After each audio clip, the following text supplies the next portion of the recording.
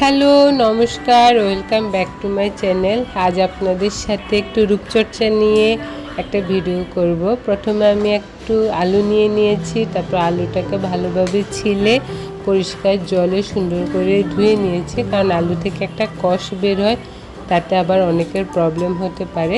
তাহলে গ্রেটার দিয়ে গ্রেট করে নিচ্ছি আলুটা। নর্মালি আমি আলুর রসটা বের করার জন্য গ্রেট করে নিয়েছি, তো অলরেডি রসটা বের করে ফেলেছি। এবার টমেটোটা তো সাথে অবশ্যই দিতে হয়, আর আলু আর টমেটোর রস কিন্তু মুখের জন্য বেশ উপকারী।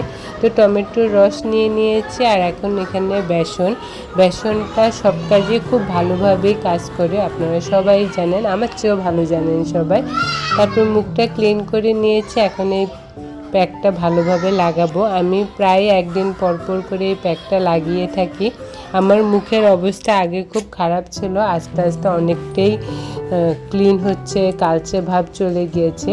তো এটা দেওয়ার পর মুখে একটু ময়শ্চারাইজার দিয়ে নিলাম। ওকে, বাই।